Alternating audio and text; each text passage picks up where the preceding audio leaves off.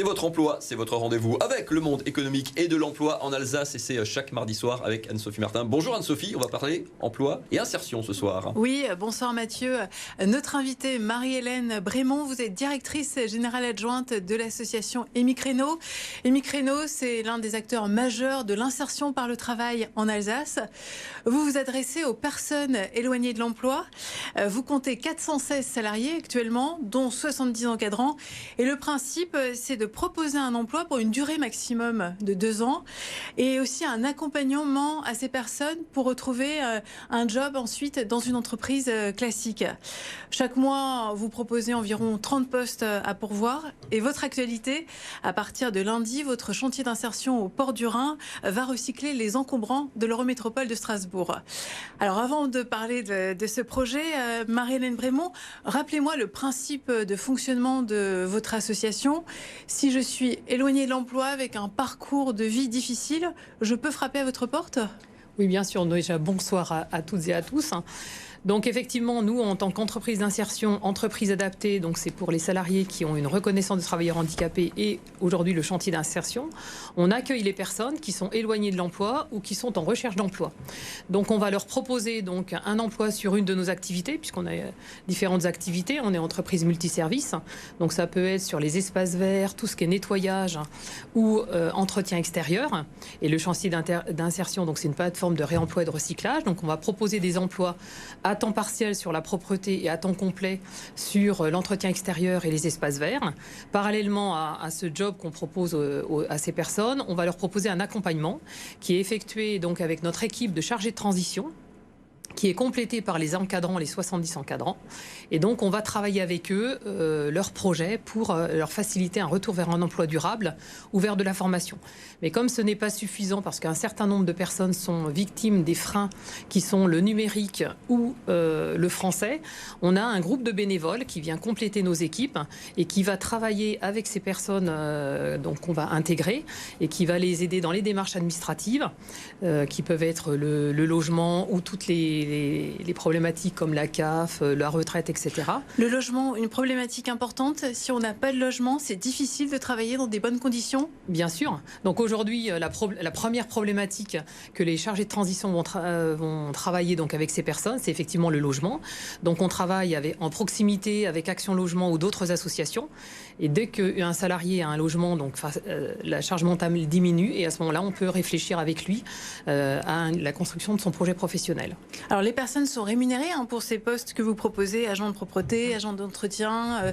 C'est le SMIC plus 15% et cet accompagnement dont vous venez d'évoquer. Donc effectivement, nous on appartient à la convention collective de la propreté et donc les salaires c'est le SMIC plus 15%.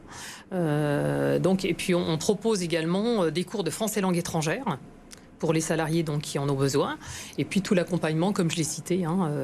Et donc, on facilite aussi le retour vers l'emploi en organisant des job cafés, des visites d'entreprise dans des entreprises classiques pour mettre en relation ces personnes et puis les aider donc à retrouver une situation durable. Et ces personnes, il faut aussi les aider à retrouver confiance. Comment ça se passe ? C'est ça, donc ces personnes sont souvent non plus se sentent entre parenthèses nulles ou sans valeur. Et donc on a mis des ateliers de valorisation en place qui sont faits avec une coach ou alors avec une personne qui fait de la médiation musicale pour les aider à reprendre confiance en eux et aussi à se projeter.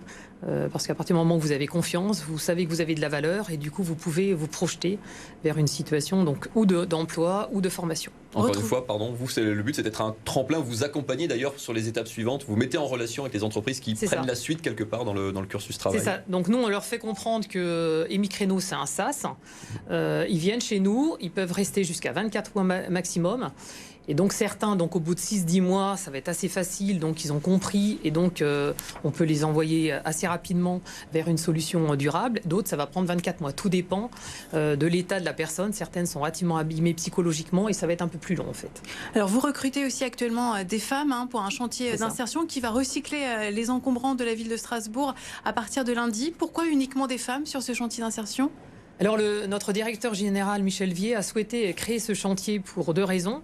Déjà répondre à un besoin environnemental, donc c'est pour ça que c'est une plateforme de réemploi de recyclage, et pour répondre à un besoin notamment de femmes, puisqu'on avait énormément de candidatures de femmes pour lesquelles on ne pouvait pas proposer un emploi, puisque souvent c'est des familles monoparentales ou des femmes qui ont des contraintes familiales, dont les enfants amenés à l'école et aller chercher le soir, et donc on a adapté le planning de travail à ces personnes. Donc aujourd'hui on a 3 plannings.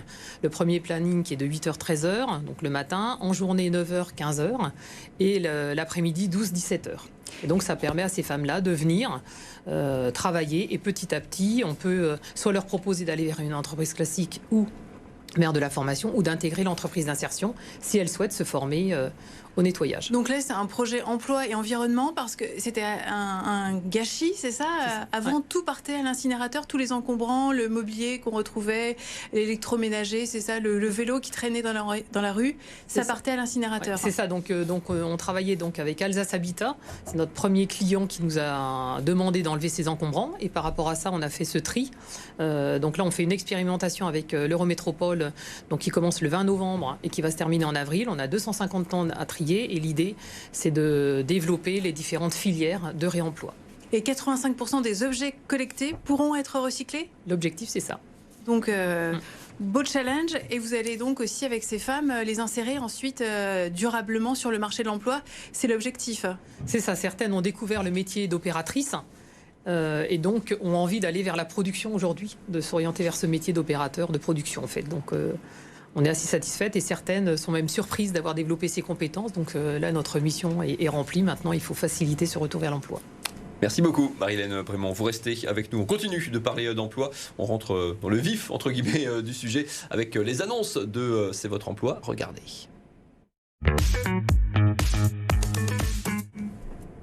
Anne-Sophie, des supermarchés Auchan qui recrutent, mais sans CV. Oui, les supermarchés Auchan de Wissembourg et de Strasbourg recherchent des profils intéressés par le métier de manager client en caisse ou manager en rayon.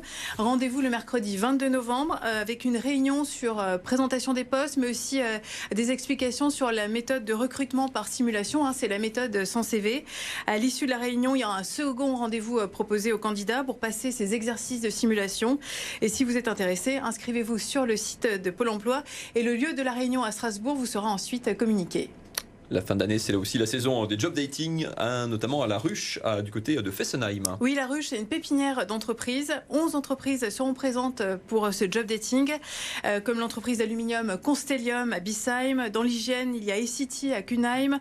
Dans le domaine agricole, Gustave Mahler, c'est à Neuf-Brisac, ou les transports encore Kleiling.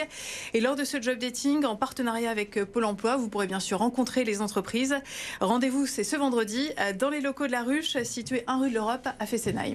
Et puis c'est aussi bientôt la semaine européenne pour l'emploi des personnes en situation de handicap, avec là aussi un job dating dédié. Oui, ce job dating a pour objectif de permettre aux personnes en situation de handicap de trouver un emploi dans le secteur de la distribution avec 2 entreprises, c'est Leclerc et Lidl. Rendez-vous le 23 novembre dans les locaux de la mairie de Schiltigheim et il faut obligatoirement s'inscrire sur le site de Pôle emploi. Merci beaucoup Anne-Sophie, on se retrouve bien sûr mardi prochain. Merci beaucoup Marie-Hélène Brémond d'avoir été l'invitée du C'est votre emploi de ce mardi. Merci à toutes les deux. Merci à vous. Merci.